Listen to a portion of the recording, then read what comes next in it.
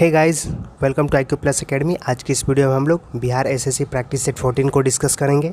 आज का अपना पहला क्वेश्चन होगा, अभी हाल ही में अपने प्रत्येक परिवार को स्वास्थ्य बीमा प्रदान करने वाले देश का पहला राज्य कौन सा बन गया है दोस्तों? तो वो है राजस्थान। चिरंजीवी स्वास्थ्य बीमा योजना के तहत प्रत्येक परिवार को बीमा देने वाला देश का पहला राज्य बन गया है राजस्थान दोस्तों, याद रखिएगा। नेक्स्ट क्वेश्चन है, 8 मार्च 2022 को मनाए गए अंतर्राष्ट्रीय महिला दिवस का थीम क्या था? तो दोस्तों इसका जो थीम था रखा गया था gender equality today for sustainable tomorrow, इसका थीम था दोस्तों।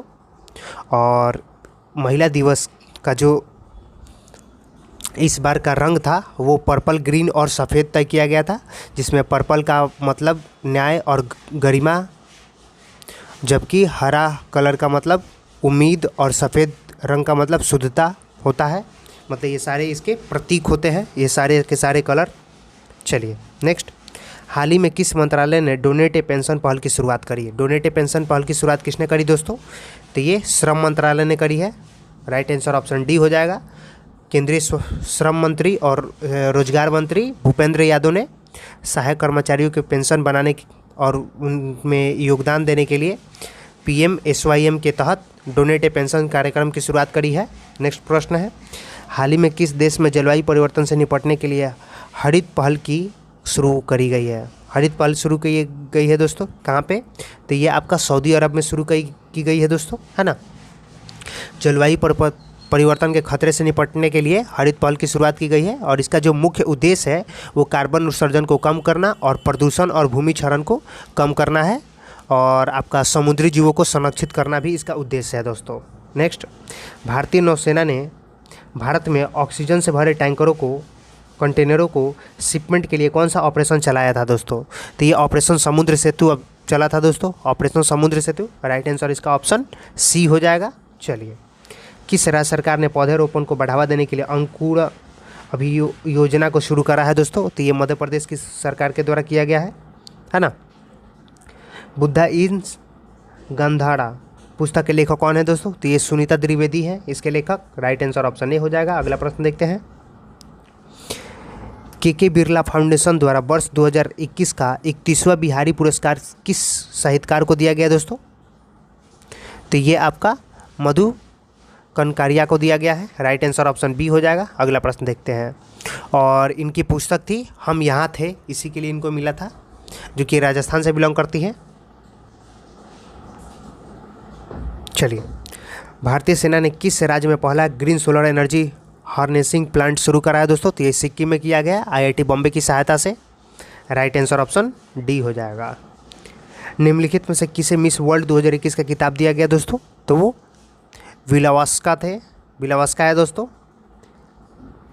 Karolina Vilavska. Right answer option C हो जाएगा। ये पोलैंड से बिलोंग करती है दोस्तों। और अगर मैं बात करूँ मिस वर्ल्ड प्रतियोगिता की शुरुआत कब की गई थी, तो 1951 में इसकी शुरुआत की गई थी दोस्तों, याद रखिएगा। नीरज गुप्ता समिति का संबंध निम्न में से किससे है दोस्तों? किससे है ये कैशलेस लेन देन से इससे संबंधित है दोस्तों, है ना। केंद्र सरकार और RBI द्वारा कैशलेस लेन देन को बढ़ावा देने के लिए ये किया गया था दोस्तों, है ना। तो इसका राइट आंसर ऑप्शन सी हो जाएगा। अगला प्रश्न, निम्नलिखित में से कौन सा बैंक ऋण सुविधा और क्रेडिट कार्ड सुविधा उपलब्ध नहीं कराता है? कौन सा बैंक दोस्तों? तो ये भुगतान बैंक जो है वो नहीं कराता है ऐसा बिल्कुल भी। भुगतान बैंक 1 लाख रुपए तक की जमा स्वीकार करता है। राइट आंसर ऑप्शन ए हो जाएगा। निम्नलिखित में से कौन सा उत्पादन के साधन नहीं है? उत्पादन के साधन नहीं है दोस्तों, तो यह कच्चा माल हो जाएगा। इसके अगर मैं बात करूँ, उत्पादन के मुख्यतः 4 साधन होते हैं, जैसा कि आपको पता है, पूंजी, श्रम, भूमि और उद्यमशीलता। राइट आंसर ऑप्शन डी हो जाएगा। चलिए, कृषि मूल्य आयोग की स्थापना कब की गई थी दोस्तों? तो ये 1965 में स्थापना इसकी की गई थी, है ना। और इसका उद्देश्य क्या था दोस्तों? तो कृषिगत उपजों की कीमत पर सरकार को सलाह देना ही इसका उद्देश्य था। वर्ष 1985 में कृषि मूल्य आयोग के नाम बदल के कृषि लागत और मूल्य आयोग कर दिया गया था, ये भी आपको पता होना चाहिए। चलिए, राइट आंसर ऑप्शन बी हो जाएगा। नेक्स्ट, किसी वस्तु का अधिकतम भार होगा कब? पृथ्वी के ध्रुव पे होता है दोस्तों। पृथ्वी के ध्रुव पे वस्तु का अधिकतम भार होता है, विषुवत रेखा पर न्यूनतम होता है दोस्तों, याद रखिएगा। ऐसा गुरुत्वाकर्षण बल के तीव्रता में क्या क्षेत्रानुसार भिन्नता के कारण ही होता है। तो राइट आंसर इसका ऑप्शन बी हो जाएगा।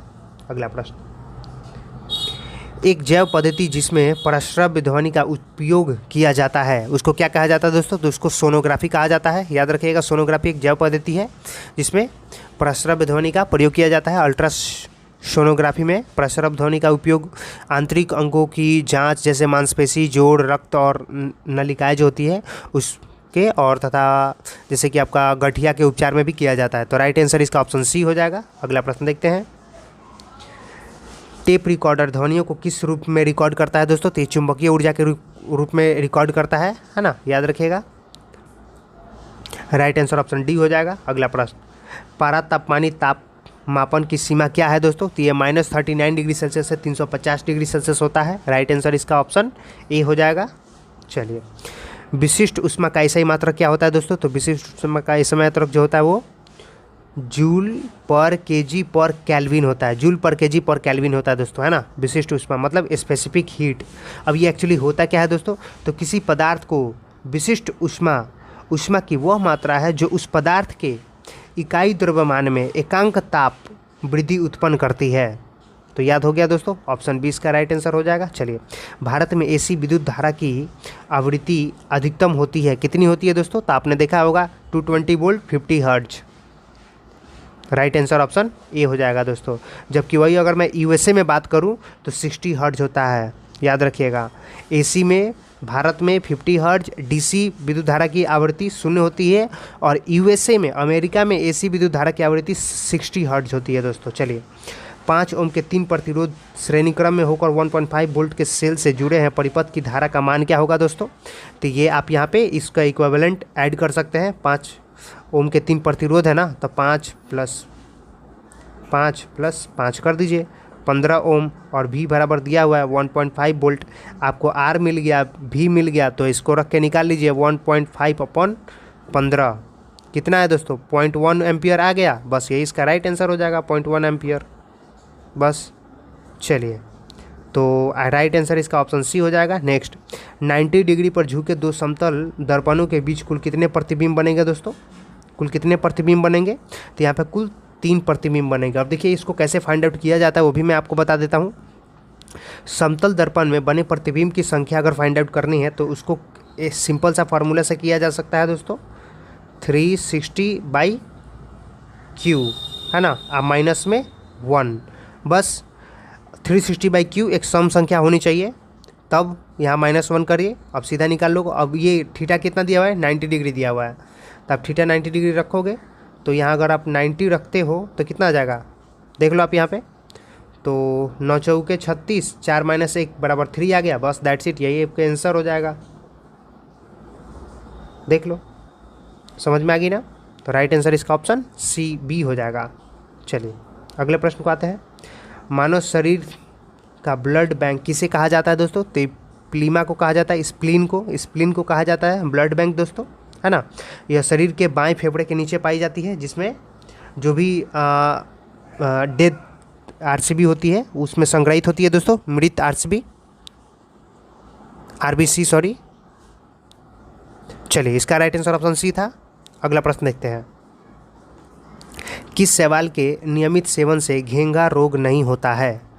तो लेमिनेरिया है दोस्तों। लेमिनेरिया समुद्री शैवाल है जिसमें आयोडीन प्रचुर मात्रा में होता है दोस्तों, और ऐसे तत्व शरीर को जो थायराइड हार्मोन्स बनाते हैं। इस शैवाल में आयरन और पोटेशियम भी अधिक मात्रा में पाया जाता है दोस्तों, याद रखिएगा। राइट आंसर ऑप्शन बी हो जाएगा। अगला प्रश्न, वायु परागकण सामान्यतः देखा जाता है दोस्तों घास में देखा जाता है। राइट आंसर ऑप्शन ए हो जाएगा।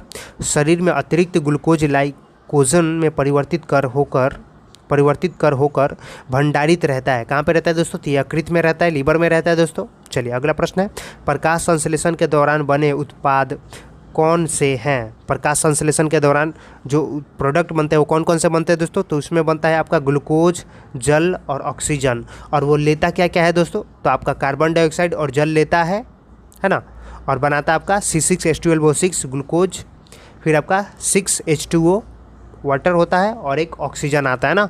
और ये वाटर जो होता है वो इवेपोरेट कर जाता है ना, और जो ऑक्सीजन होता है वो हम लोग लेते हैं, और कार्बन जो आपका ग्लूकोज बनता है वो हम लोग खाते भी हैं, देखते हो आप, जो ये फूड बनाता है ना। तो राइट आंसर इसका ऑप्शन ए हो जाएगा। अगला प्रश्न देखते हैं दोस्तों।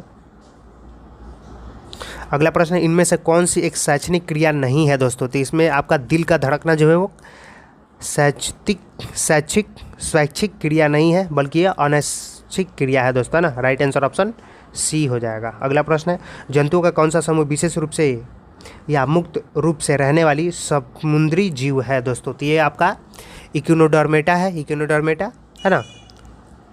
का इस संघ के प्रमुख जीव की बात कर ली जाए तो आपका आता है ब्रिटल स्टार, समुद्री अर्चिन, तारा मछली, ये सारे के सारे इसी प्रजाति के, है ना। राइट आंसर इसका ऑप्शन बी हो जाएगा। नेक्स्ट, इनमें से कौन सा एक कोशिकीय जीव नहीं है? देख लेते हैं दोस्तों। एगेरिकस जो है वो कोशिकीय जीव नहीं होता, बल्कि ये बहुकोशिकीय जीव होता है दोस्तों, है ना। आपका माइकोप्लाज्मा होगा, पैरामीशियम हो गया, साइनोबैक्टीरिया हो गया, एक कोशिकीय जीव के उदाहरण ही है सारे के सारे। राइट आंसर इसका ऑप्शन ए हो जाएगा। अगला प्रश्न देखते हैं, सिनकोना पादप के किस भाग में कुनैन प्राप्त होता है दोस्तों? तो ये आपका छाल वाला जो पार्ट होता है ना, कुनैना, कुनैन सिनकोना पादप के छाल से प्राप्त होता है दोस्तों। आपका लौंग हो गया, फूल हो गया, फूल की कली से प्राप्त होता है लौंग, आपको पता हो गया। चलिए, तो इसका राइट आंसर ऑप्शन डी हो जाएगा दोस्तों। इनमें से कौन सही सुमेलित नहीं है? देख लेते हैं दोस्तों कौन सा सही सुमेलित नहीं है। पेनिसिलिन, वाल्थेयर फ्लेमिंग जो लिखा हुआ है ये ऐसा बिल्कुल भी नहीं है। बाकी इसके अलावा आप देख रहे होंगे केंद्रिका, फिर केंद्रक, ये सही है दोस्तों, है ना। तो पेनिसिलिन जो है दोस्तों उसके हो जाएगा राइट आंसर आपका अलेक्जेंडर फ्लेमिंग, अलेक्जेंडर फ्लेमिंग इसका राइट आंसर हो जाएगा दोस्तों। बाकी सारे के सारे सही है। चलिए अगला प्रश्न देखते हैं, जर्मनी ने वर्साय की संधि का उल्लंघन कब किया था दोस्तों? तो ये 1935 में किया था। वर्साय की संधि का उल्लंघन 1935 में किया था दोस्तों, है ना। और इस संधि को आरोपित संधि के नाम से भी जाना जाता है, वर्साय की संधि। अगला प्रश्न देखते हैं दोस्तों, इसका राइट आंसर ऑप्शन सी हो जाएगा। भारतीय राष्ट्रीय कांग्रेस की गांव में आयोजित होने वाली पहली अधिवेशन की अध्यक्षता किसने करी थी दोस्तों? तो पंडित जवाहरलाल नेहरू ने इसकी अध्यक्षता करी थी, फैजपुर में, है ना। फैजपुर में इसकी अध्यक्षता करी थी पंडित जवाहरलाल नेहरू जी के द्वारा 1937 में। याद रखिएगा, राइट आंसर ऑप्शन सी हो जाएगा दोस्तों। चलिए, निम्नलिखित में से किस जेल में भगत सिंह, सुखदेव तथा राजगुरु को फांसी दे दी गई थी दोस्तों? तो लाहौर जेल में हुआ था ऐसा। 23 मार्च 1931 का वो दिन था। केंद्रीय जेल लाहौर में भगत सिंह, सुखदेव और राजगुरु को फांसी दे दी गई थी। राइट आंसर ऑप्शन डी हो जाएगा। चलिए, अनुशीलन समिति का गठन किसके द्वारा किया गया था दोस्तों? तो ये बी मित्रा के द्वारा किया गया था दोस्तों। अनुशीलन समिति का गठन बंगाल में किया गया था, है ना। और इसका उद्देश्य क्या था दोस्तों? तो इसका उद्देश्य था खून का बदला खून। आप सुनते हो ना, खून का बदला खून, तो ये अनुशीलन समिति का ही उद्देश्य था दोस्तों। चलिए अगले प्रश्न को आते हैं, शेख बहाउद्दीन जकारिया किस संप्रदाय के थे दोस्तों? तो ये सुहरावर्दी संप्रदाय के थे, सुहरावर्दी संप्रदाय के थे दोस्तों, है ना। चलिए अगले प्रश्न को आते हैं दोस्तों, भगवान बुद्ध के महापरिनिर्वाण के बाद पहली बौद्ध संगति कहाँ पर की गई थी दोस्तों? तो राजगिरी में की गई थी, राजगिरी में, है ना। और टोटल आपको पता ही है 4 बौद्ध संगतियाँ हुई थी उस समय, जिसमें पहला आपका राजगीर में हुआ था बौद्ध संगति। चलिए अगले प्रश्न को आते हैं दोस्तों, यूरोपीय चित्रकारी का प्रवेश निम्नलिखित में से किस मुगल बादशाह के दरबार में हुआ था दोस्तों? तो ये अकबर के बादशाह में हुआ था, अकबर के दरबार में हुआ था दोस्तों, शासनकाल में।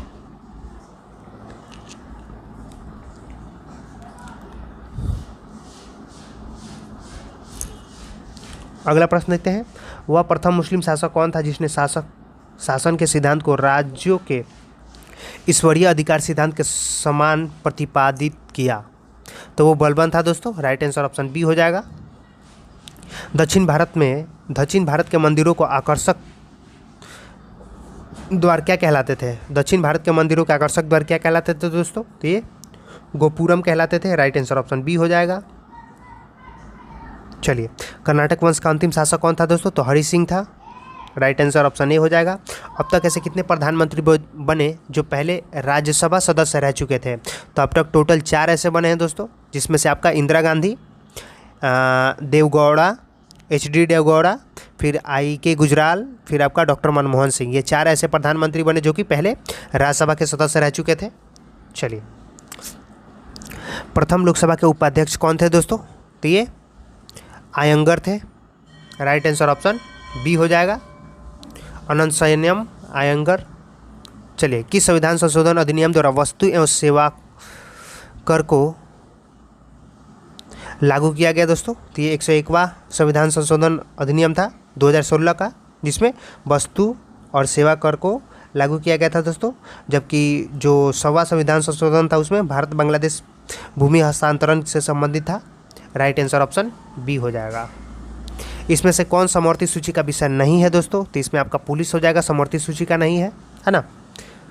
पुलिस जो है वो राज्य सूची का विषय है, बाकी तीनों के तीनों आपके समवर्ती सूची का विषय है। चलिए, संविधान के किस अनुच्छेद के तहत संसद वर्तमान राज्यों के क्षेत्रों, सीमाओं और नामों में परिवर्तन कर सकता है दोस्तों? तो अनुच्छेद 3 के तहत ऐसा कर सकता है वो। अनुच्छेद 1 में क्या है दोस्तों? तो संघ के नाम और राज्य क्षेत्र है। 2 में नए राज्यों का प्रवेश और स्थापना है, मतलब कोई दूसरा और नया राज्य बनना है तो वो अनुच्छेद 2 के तहत बनेगा। और अनुच्छेद आपका यहाँ पे 13 जो लिखा हुआ है उसके तहत क्या होगा दोस्तों? तो मूल अधिकारों से असंगत या उनका अल्पीकरण करने की विधियाँ बताई गई है ना।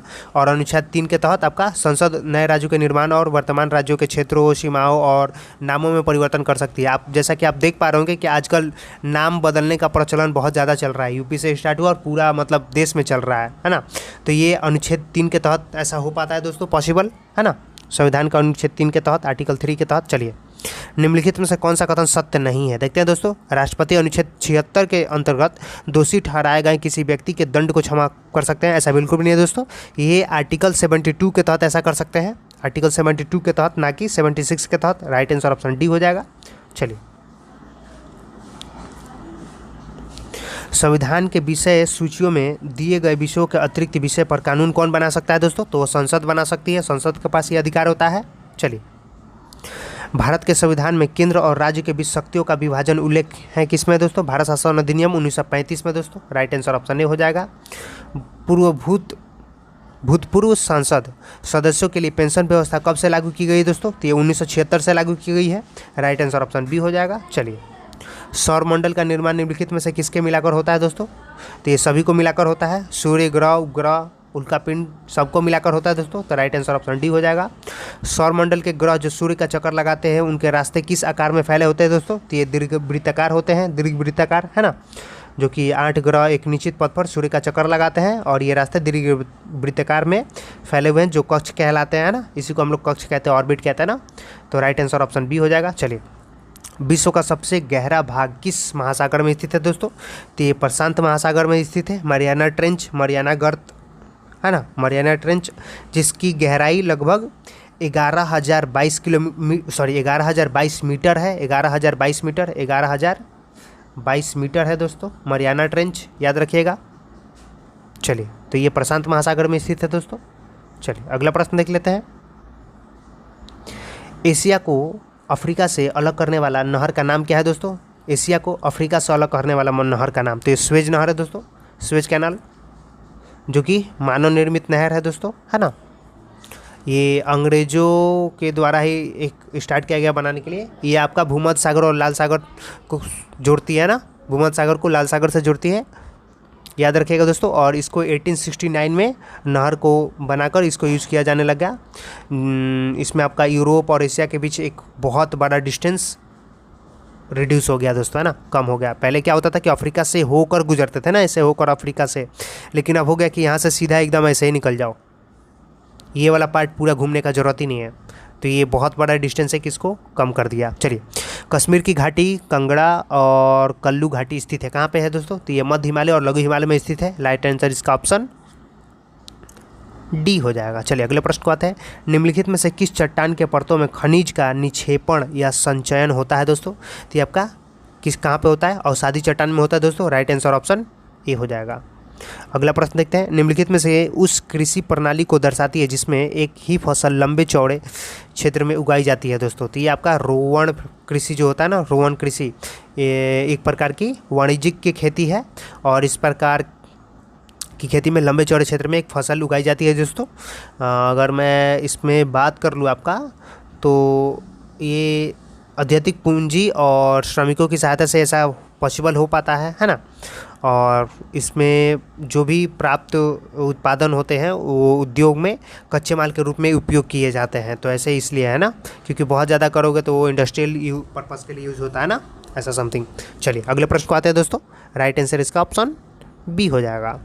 भारत में निम्नलिखित में से किस दशक की जनसंख्या वृद्धि दर ऋणात्मक दर्ज की गई थी दोस्तों? तो ये 1911, 1921, 1911 से 1921 का जो जनसंख्या वार्षिक दर था वो उसी में ऐसा देखा गया था दोस्तों, है ना, ऋणात्मक में देखा गया था। चलिए अगले प्रश्न को आते हैं दोस्तों। निम्नलिखित में से कौन सी धातु जल के साथ सामान्य ताप पर अभिक्रिया करती है दोस्तों? तो ये आपका सोडियम हो गया, जल के साथ अभिक्रिया कर लेती है ना। यह एक क्षार धातु है दोस्तों, सोडियम। तो राइट आंसर ऑप्शन ए हो जाएगा। अगले प्रश्न को आते हैं। सिडेराइट निम्नलिखित में से किसका अयस्क है दोस्तों? तो ये आयरन का अयस्क है। राइट आंसर ऑप्शन डी हो जाएगा। चलिए अगले प्रश्न को आते हैं दोस्तों। निम्नलिखित में से कौन सा गुण CO2 को CO से भिन्न करता है दोस्तों? तो ये प्रकाश की उपस्थिति में जल से क्रिया कर लेता है, इसी वजह से, है ना। CO2 और CO सूर्य के प्रकाश की उपस्थिति में जल के साथ अभिक्रिया करने के कारण ही भिन्न होते हैं। CO2 प्रकाश संश्लेषण में भाग लेता है जबकि CO नहीं लेता है, आपको पता है। इसका राइट आंसर ऑप्शन सी हो जाएगा। चलिए निम्नलिखित में से कौन परमाणु सिद्धांत के प्रस्तुतकर्ता के रूप में जाना जाता है दोस्तों? तो जॉन डाल्टन, आपको पता होगा जॉन डाल्टन। 8-9 में तो हम लोगों ने बहुत बार पढ़ी है। परमाणु सिद्धांत प्रस्तुत किया था इन्होंने 1808 में। चलिए दूरबीन के लेंस में कौन सा कांच का प्रयोग किया जाता है दोस्तों? तो यहाँ पे फ्लिंट कांच का उपयोग किया जाता है, फ्लिंट कांच, है ना। ये आपका कैमरा हो गया, दूरबीन हो गया, लेंस हो गया, विद्युत बल्ब, इस सब में फ्लिंट कांच का उपयोग किया जाता है। दूरबीन का प्रयोग पृथ्वी से दूर स्थित खगोलीय पिंडों को देखने के लिए किया जाता है दोस्तों। राइट आंसर ऑप्शन ए हो जाएगा। चलिए सस्ते आभूषण बनाने में उपयोग होने वाले रोल्ड गोल्ड, जो कि हम लोग बोलते हैं ना रोल गोल भोजपुरी में हम लोग बोलते हैं रोल गोल के पहले बारे। तो रोल गोल एक्चुअली कैसे बना होता है दोस्तों? तो उसमें होता है कॉपर एल्युमिनियम। कॉपर एल्युमिनियम का कितना मिश्रण होता है एक्चुअली में? तो कॉपर उसमें 90% होता है और एल्युमिनियम 10% होता है, इसी से रोल गोल्ड बनता है दोस्तों, है ना। और इसका उपयोग सस्ते आभूषण बनाने में किया जाता है। राइट आंसर ऑप्शन ए हो जाएगा, रोल गोल्ड। चलिए निम्नलिखित में से सबसे ज़्यादा अभिक्रियाशील कौन है दोस्तों? तो यहाँ पे एल्युमिनियम हो जाएगा सबसे ज़्यादा अभिक्रियाशील, क्योंकि आपको पता ही है कि अगर अभिक्रियाशील को करके देखा जाए तो सबसे अधिक होता है सोना, चांदी, पारा, तांबा, फिर आपका हाइड्रोजन, सीसा, लोहा, जस्ता, aluminium, magnesium, calcium, sodium, potassium, ऐसा आप करते जाओ, है ना। तो इसमें आपका एल्युमिनियम आएगा एज ए ऑप्शन में, सबसे नीचे है ना। चलिए अजंता की गुफा निम्नलिखित में से किसके द्वारा निर्मित करवाया गया था दोस्तों? तो ये गुप्त शासक द्वारा निर्मित करवाया गया था अजंता की गुफा। राइट आंसर ऑप्शन सी हो जाएगा, गुप्त शासक द्वारा। इसके अलावा अगर मैं बात करूँ बौद्ध द्वारा क्या निर्मित कराया गया था दोस्तों? तो एलोरा की गुफा इसके द्वारा निर्मित कराई गई थी, एलोरा की गुफा। फिर राष्ट्रकूट द्वारा क्या कराया गया था दोस्तों? तो एलिफेंटा की गुफा करवाई गई थी। फिर आपका चंदेल राजाओं के द्वारा क्या कराया गया था दोस्तों? तो कंदरिया महादेव मंदिर करवाया गया था इनके द्वारा। चलिए अगले प्रश्न पे आते हैं दोस्तों। कारगिल स्मृति दिवस कब मनाया जाता है दोस्तों? कारगिल स्मृति दिवस तो ये आपका 26 जुलाई को मनाया जाता है, याद रखिएगा, है ना। यह दिवस जो कारगिल युद्ध में शहीद हुए भारतीय जवानों के सम्मान में मनाया जाता है दोस्तों। सेंट्रल एक्सटर्नल लेंजा डिपार्टमेंट किस देश की गुप्तचर संस्था है दोस्तों? तो ये चीन की है दोस्तों, है ना। जबकि ब्यूरो ऑफ स्टेट सिक्योरिटी दक्षिण अफ्रीका की गुप्तचर संस्था है दोस्तों, याद रखिएगा। साथ ही साथ सब कुछ पता होना ही चाहिए ऑफ कोर्स। चलिए फेडरल असेंबली किस देश की संसद का नाम है दोस्तों? तो ये आपका स्विट्जरलैंड की असेंबली का नाम है, याद रखिएगा दोस्तों। स्विट्जरलैंड की संसद का नाम है फेडरल असेंबली। अगर इसके अलावा अगर मैं बात कर लूँ स्विट्जरलैंड के अलावा फ्रांस की कौन सी है दोस्तों? तो ये नेशनल असेंबली है, फ्रांस की नेशनल असेंबली। मिस्र की दोस्तों पीपल्स असेंबली। और तुर्की की आपको ग्रैंड नेशनल असेंबली है दोस्तों, याद रखिएगा। चलिए अगले प्रश्न को आते हैं। भारत के प्रथम मुख्य फिल्म कौन सी है दोस्तों? तो आपका राजा हरिश्चंद्र है, आपको पता होना चाहिए, है ना। भारत का प्रथम मुख्य फिल्म राजा हरिश्चंद्र है, जबकि पहली बोलती फिल्म आलम आरा है, और पहली टेक्निकल फिल्म झांसी की रानी है, और पहला 3D फिल्म माई डियर कुट्टी आयतन। आपको हो गया क्लियर? चलिए इसका राइट आंसर ऑप्शन बी हो जाएगा। नेक्स्ट प्रश्न देखते हैं। भारत का पहला जीवमंडल निचय कौन सा है दोस्तों? तो यह है नीलगिरी जीवमंडल निचय। भारत का पहला जीवमंडल निचय नीलगिरी है, इसकी स्थापना 1986 में हुई थी। राइट आंसर ऑप्शन डी हो जाएगा। चलिए संकटपन्न जीव समुद्री गाय कहाँ पाया जाता है दोस्तों? तो यह मन्नार की खाड़ी में पाया जाता है, इसका राइट आंसर ऑप्शन बी हो जाएगा दोस्तों। नेक्स्ट प्रश्न देख लेते हैं। निम्नलिखित में से कौन सा मानव और पर्यावरण के बीच अंत्योक्रिया का सर्वाधिक महत्वपूर्ण कारक है दोस्तों? तो ये प्रौद्योगिकी हो जाएगा, है ना। प्रौद्योगिकी सबसे इम्पोर्टेंट है। लाली वन्य जीव अभयारण्य किस राज्य में स्थित है दोस्तों? तो ये अरुणाचल प्रदेश में है लाली वन्य जीव अभयारण्य। ये आपका ब्रह्मपुत्र नदी के किनारे अवस्थित है। यहाँ पर पोनंग नृत्य है जो कि जनजातियों द्वारा किया जाता है, फेमस है एक्चुअली वो। तो इसका राइट आंसर ऑप्शन डी होता। चलिए, हिडकल परियोजना का संबंध किस नदी से है दोस्तों? तो ये घाटप्रभा से संबंधित है। राइट आंसर ऑप्शन ए हो जाएगा। दोस्तों, आपको ये वीडियो कैसा लगा आप हमें कमेंट में बताएंगे। और इसका अगर पूरा पीडीएफ चाहिए 150 प्रश्नों का, तो आप हमारे टेलीग्राम चैनल को ज्वाइन कर सकते हैं, वहाँ से आप पीडीएफ को डाउनलोड कर सकते हैं। दोस्तों, मिलते हैं दोस्तों अगली वीडियो में, तब तक के लिए जय हिंद, जय भारत।